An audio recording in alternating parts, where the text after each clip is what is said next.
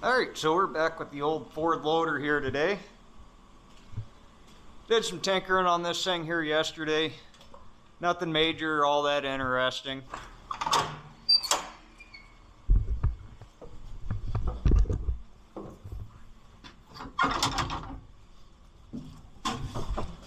Did a few things like getting some of the slop out of the shifter linkage here and got that adjusted, so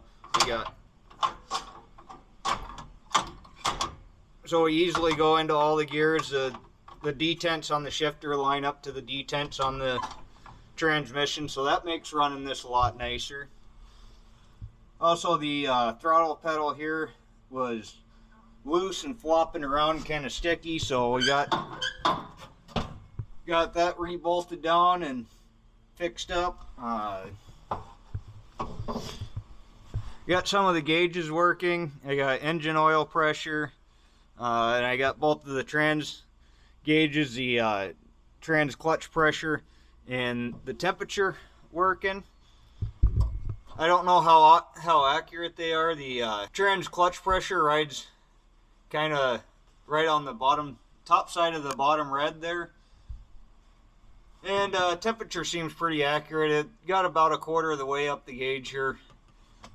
Pushing snow here today, and when I pulled it in, put my hand on the transmission, it was lukewarm, not hot by any means. So I don't know how much I trust this gauge. The trans seems to be running really good. But I want to go ahead and service the trans. So now the transmission fluid that's in here looks super clean. You can hardly even see it on the dipstick. They did say that they changed the transmission fluid in it. However, it doesn't look like the filters for the transmission were touched, and I'm not entirely sure that that's the right fluid. So I am going to service the transmission, but seems how I was pushing snow with this earlier today. It's got snow all over it, and I'm sure it's not going to take long, and we're going to have a bunch of water underneath this. So I think what I'm going to work on here first is this engine oil drip. I'm sure Greta would appreciate that. So this drip is coming from this hose right here. It comes off of the engine block. It comes down this way. It's crimped onto a steel line that runs back underneath the radiator here somewhere. I can't see the other end of this hose, and it seems to be leaking where it's crimped onto the steel line. Now I'm probably just going to replace that entire piece with a hydraulic hose that runs the entire length.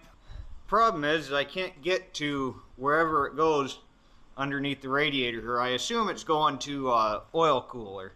So I think my plan here is I'm going to take this back piece off. Now this looks heavy. It's like 1 inch thick. And looking in here, there's not a whole lot of room between the top of the tank and because your fuel tank is underneath the radiator as well. And there's only maybe this much room, looks like, underneath here between the fuel tank and the bottom of the radiator. So I might not be able to reach up in there, but I should at least be able to see where that hose goes. And that fuel tank's still almost full, but I think I can take the back bolts out of this belly pan here, and that fuel tank's bolted to the belly pan. Maybe take the filler neck loose and just kind of tilt this down, get room to work in there. So that's going to be my plan of attack.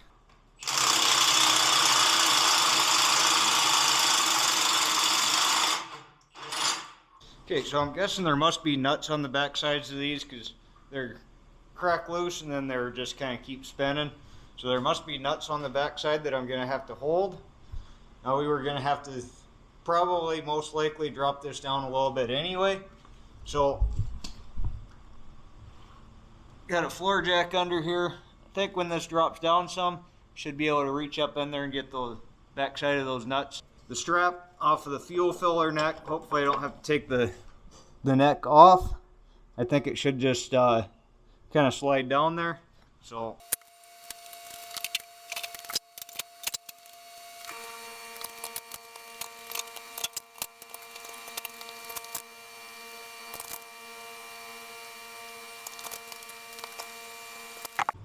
Okay, so I think actually just dropping the tank down got me all the access I'll really need to get in there. Be nice to have a little more room. I might re-rig my jacks here so I can slide that all the way out of here. Not for sure. I'll try to get up in there and see how it goes, but you can see that metal line goes to the bottom of the radiator. Have to take that off.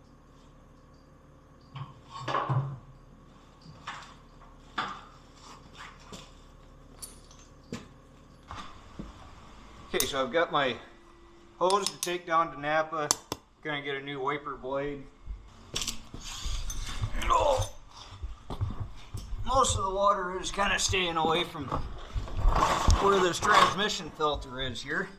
So I think I'm gonna go ahead and pull this out. Well, when I grab the right size wrench, I'm gonna go ahead and pull this transmission filter out here before I run over to Napa. I got no idea how much oil I'm gonna lose when I pull this, but oof, there's some sludge coming out of there.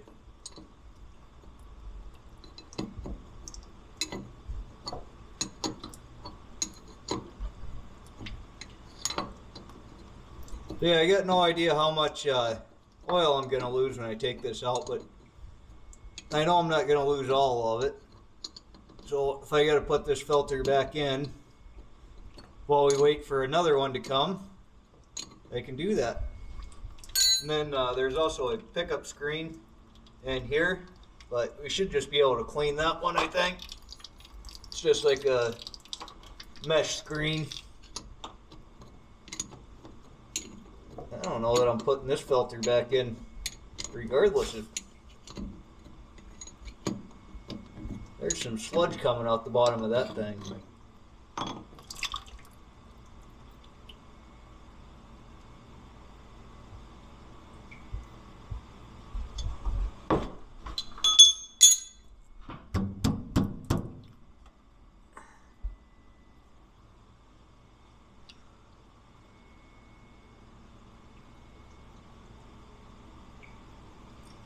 I think I'm just going to let that drain until it stops draining, then we'll pull this off. At least it's kind of acting as a funnel right now.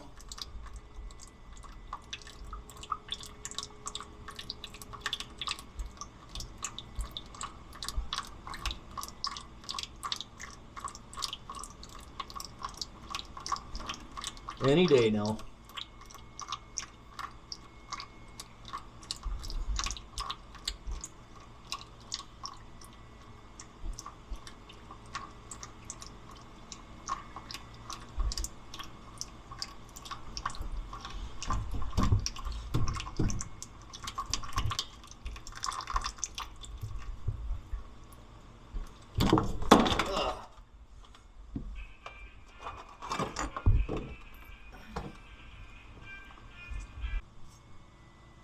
Yikes. Yeah, I don't think we're putting that back in pretty much whether they have one or not.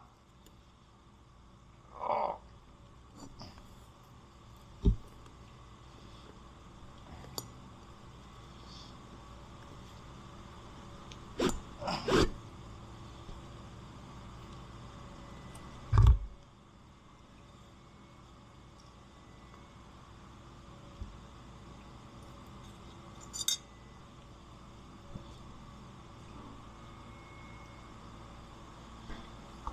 Alright, so we're back from Napa, got our hose, filters ordered, I'll be in right away in the morning. I already threw my wiper blade on. Gonna get this thrown on, then we're gonna take a little closer look at this filter. I think they got it plumbed backwards. Your oil flow on a filter should travel from the outside through the filter and then up through the middle. The only way I can see for this to be ballooned out like this is if the fluid flow is going the wrong direction. So we're gonna look at that, but first let's go ahead and get this hose thrown on here. Okay, so that oil hose is in there. Not much to it, but just connected on both ends there, and probably have to do some tying and maybe wrap this with some sacrificial hose in a couple of spots. You know, we are replacing a bent metal line with just a regular hose here, so the fit's not going to be quite as good, but reaches both ends, screws on nice. But now that that hose is in there, I want to crank the engine. I'll shut the fuel shutoff off, and I'll crank the engine over and see which port oil comes out of on this transmission here. I'll probably have to watch the video back here to see, but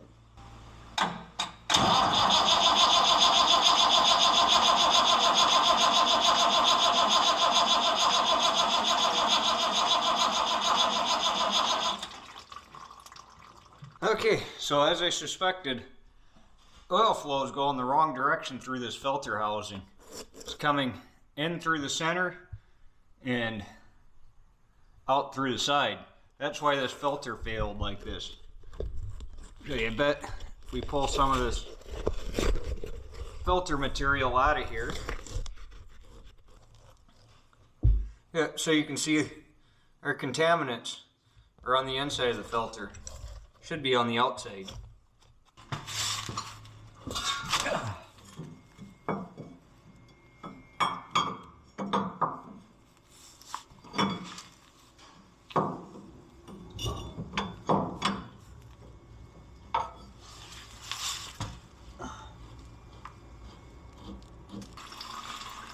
Okay, I just wanted to double check and make damn sure before I swap these hoses.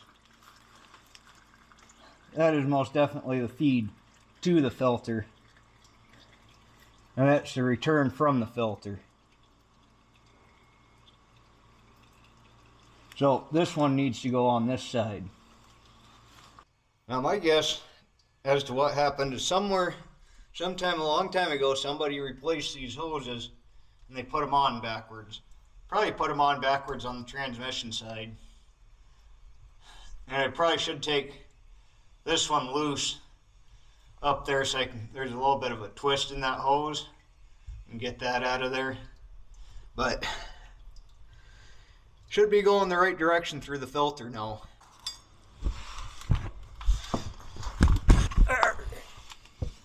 Alright, so seems how we're not gonna put the old filter back in. We're gonna wait till tomorrow when we got the old one. We can go ahead and drain the fluid out of this transmission.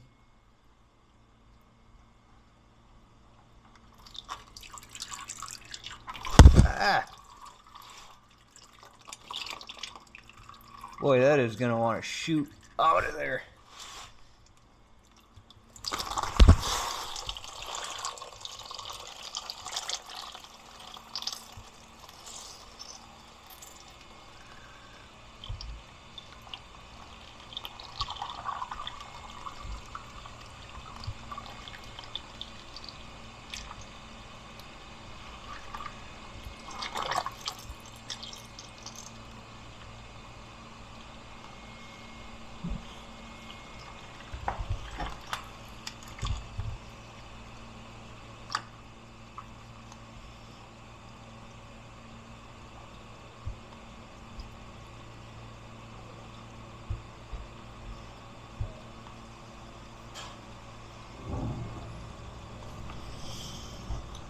Alright, so now that I got my hydraulic oil bath,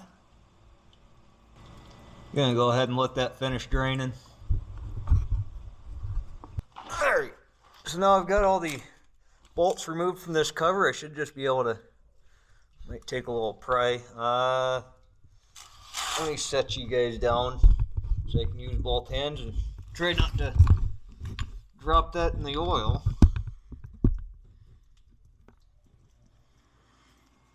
Fuck.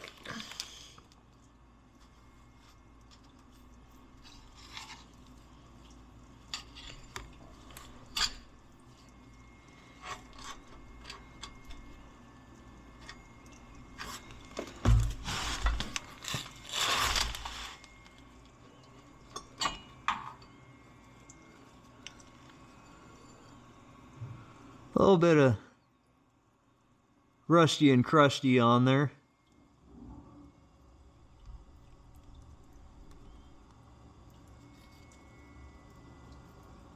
Really not too awful.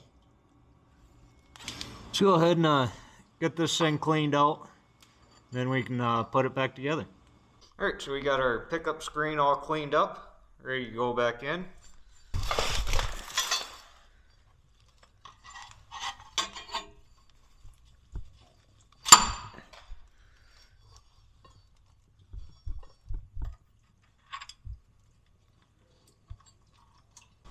Alright, so it's the next morning here. Got our filter. Now typically these style filters will come with all new O-rings. This one did not, so hopefully this doesn't leak when we put it together. If it does, I'll have to take it back off and try to find some O-rings somewhere, but now it's possible them O-rings might have supposed to have been in there, but they fell out or got stolen or something at some point. Well, it was sitting on the shelf somewhere.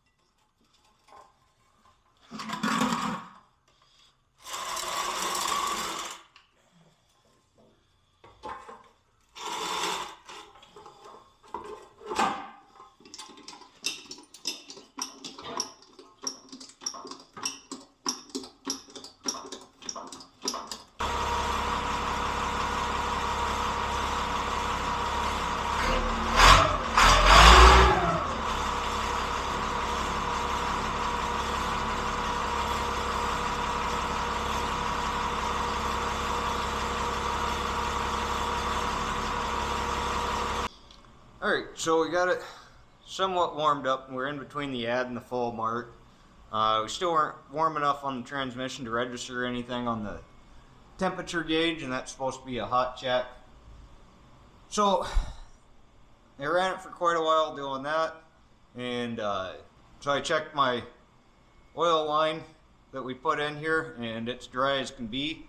So I think we can go ahead and get this belly pan and tank back up in here and bolt it in, and then maybe we'll take this thing up and down the road a couple times, try to get some heat in that transmission and check our fluid level.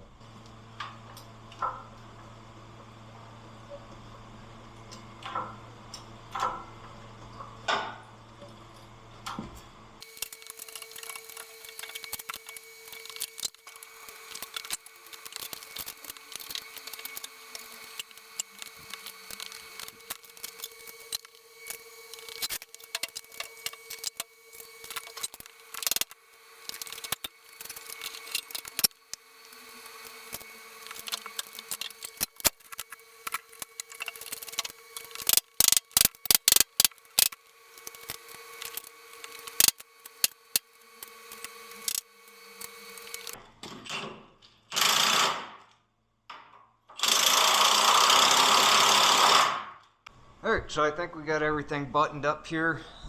Just double checking we don't have anything we're going to run over. Then I think we can pull it out, take it for a stroll up and down the road, get some temperature in that transmission, then we're recheck the oil level.